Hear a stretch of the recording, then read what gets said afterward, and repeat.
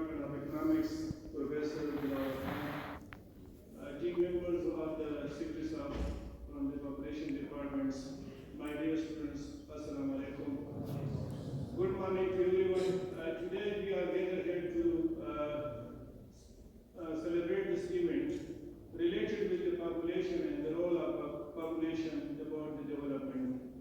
As you know that the development is not possible because of the if we don't have the skillful resource persons and we have not technical human resources.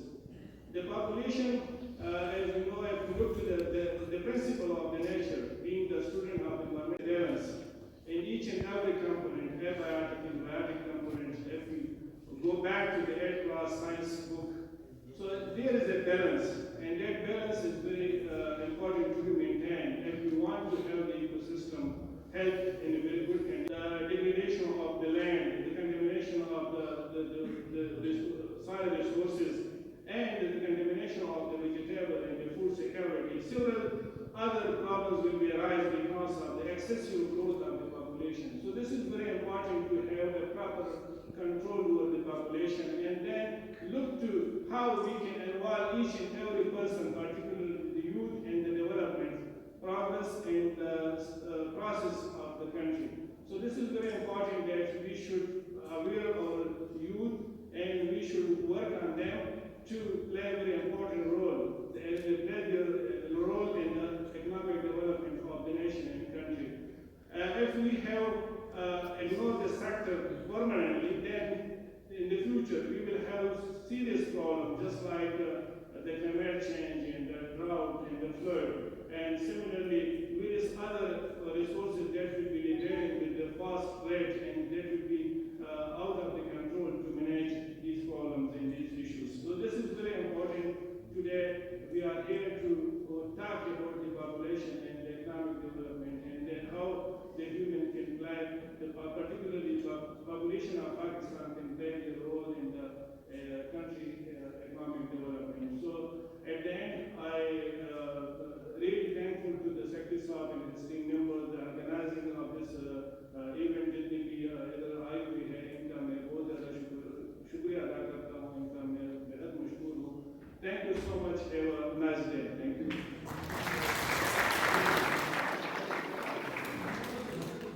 दिखाई दे और यहाँ पर पहाड़ में district population welfare officer काम कर रहा हूँ. मैं बहुत शुक्रगुजार हूँ कि इतने शॉर्ट नोटिस पे हमारे ऑनरेबल सेक्रेटरी साहब हमारे दरमियान की बतौर ख़ास मशहूर हूँ. इसके अलावा हमारे साथ जो फैकल्टी मेंबर्स में स्पेशली डॉक्टर विशाल साहब, director IBS, doctor Dilawar Khan साहब एज ए रिसोर्स पर्सन हमारे साथ यहाँ ज्वाइन कर रहे हैं. इनका भी मैं बहुत मशहूर हूँ. इतने भी एडमिनिस्ट्रेशन और अदर फैकल्टी मेंबर्स जो इन्वॉल्व हुए हैं हमारे साथ कोऑपरेशन किया है और तमाम स्टूडेंट्स का you are give you big hands.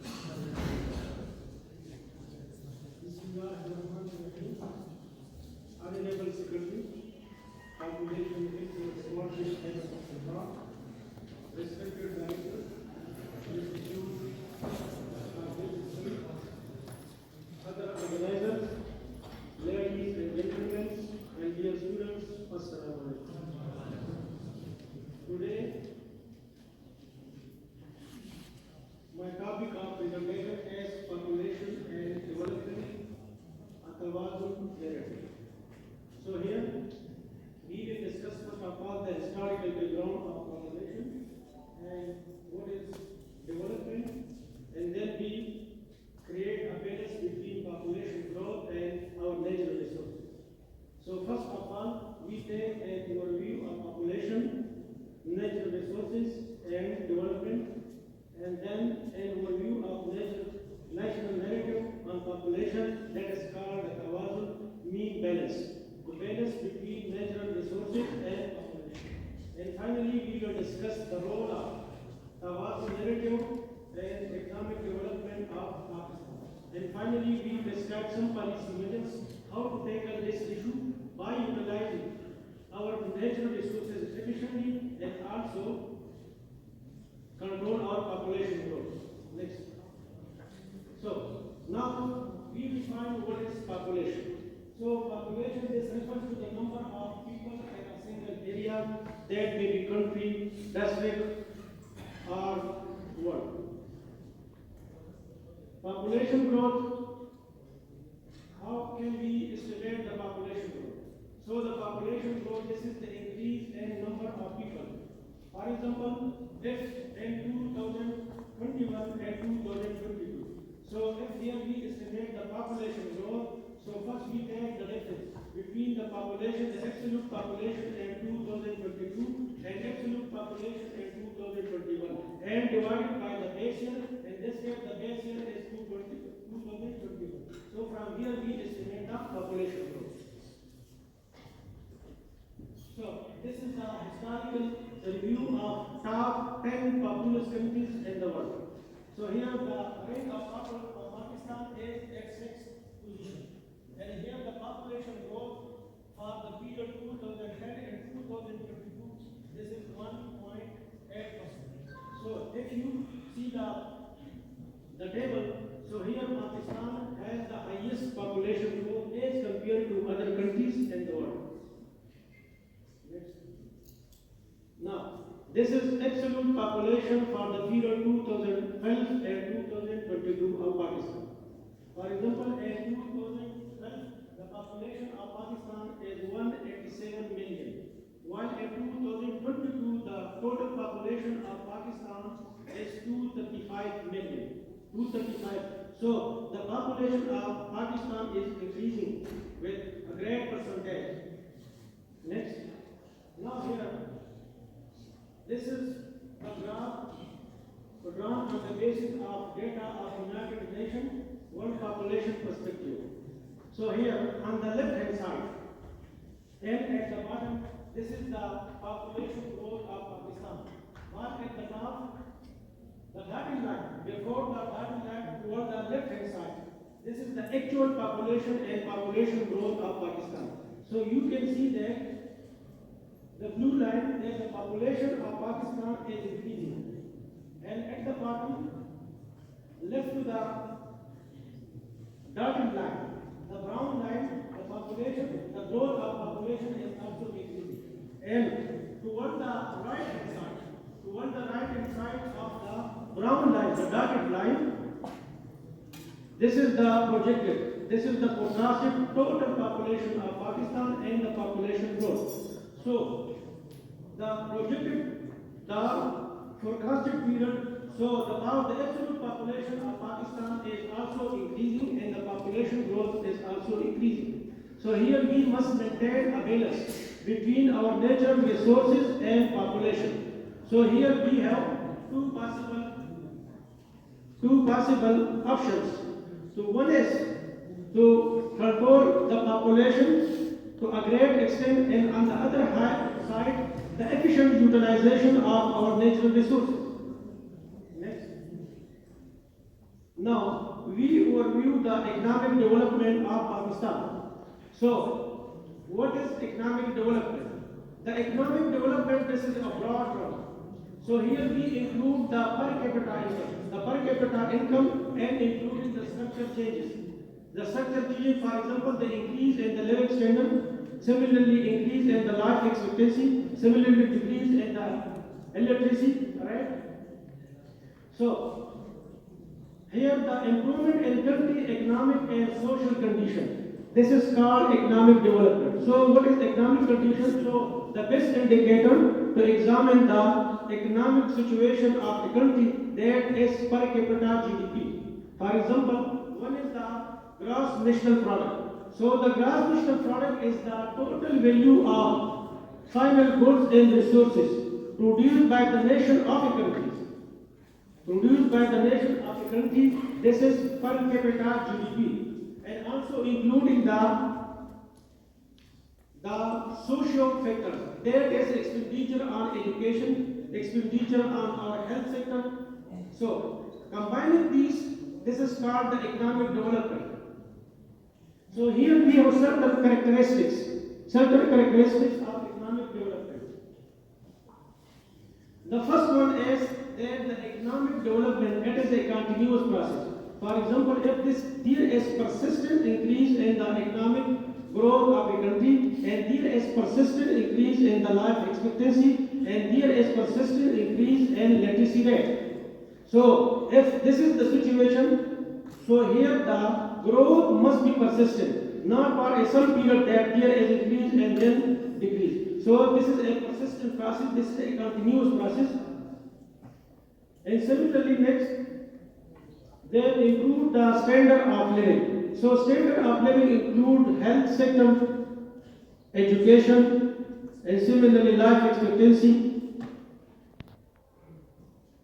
So here economic development utilize national resources properly. So as you, for example, we have two options to utilize our national resources efficiently, and on the other side to control on our population. So this is two-way channels. To achieve the goal of economic development of Pakistan, so we must focus on population, and on the other side, we have limited resources. So we must use our limited resources efficiently. And at the last, for example, in case of economic development, there must be equal distribution of income. For example, if we take the difference between developing and developed countries.